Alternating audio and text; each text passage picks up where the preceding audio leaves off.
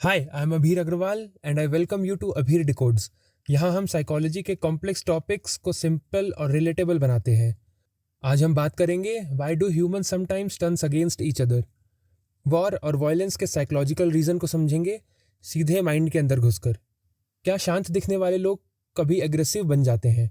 Societies कैसे conflict को justify करती है?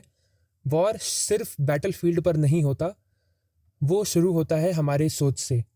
This is the psychology behind conflict and violence, और इस वीडियो के एंड तक आपको सिर्फ जवाब नहीं, एक नया नज़रिया भी मिलेगा। Thousands of years ago human lived in small groups. जिंदगी सिंपल थी, या लोग अपने या दूसरे। अगर तुम मेरे जैसे हो तो सेफ हो, अगर तुम मेरे से अलग हो तो शायद रिस्क हो। इसे ही कहते हैं इन ग्रुप वर्सेस आउट ग्रुप बायस।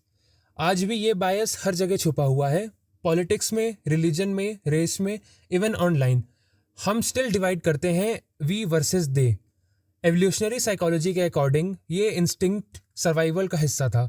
जब डेंजर दिखता था ह्यूमंस अलर्ट हो जाते थे और कभी कभी डिफेंड करने के लिए एग्रेशन का भी यूज़ करते थे। पर जब हम दूसरों को इंसान के रूप में ना देखकर सिर्फ एक लेबल दे देते हैं, जैसे एनिमी या अदर, तब एम्पैथी खत्म हो जाती है। इस प्रोसेस को कहते हैं डीह्यूमनाइजेशन।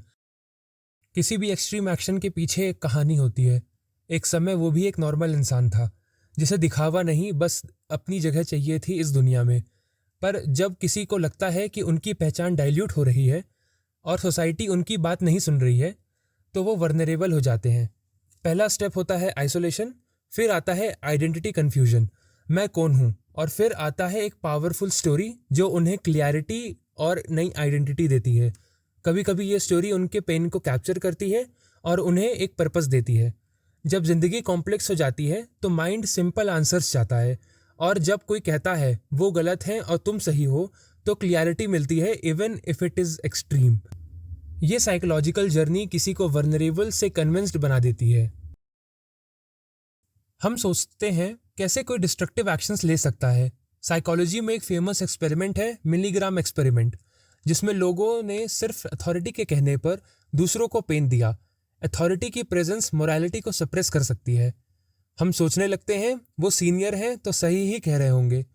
फिर आता है बाई स्टैंडर्ड इफेक्ट।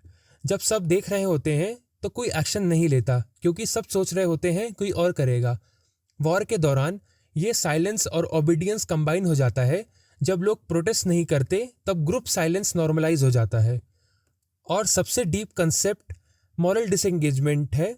जब हम जस्टिफाई करने लगते हैं कि ये ज़रूरी था, तो हम अपने मॉरल कंपास को पॉज कर देते हैं। जब वॉर ख़त्म होती है तो वॉयलेंस नहीं, सिर्फ वेपन रुकते हैं, वुंड्स रह जाते हैं, और कभी कभी ये वुंड्स जनरेशन के थ्रू पास भी होते हैं। इस प्रोसेस को कहते हैं इंटरजनरेशनल ट्रॉमा।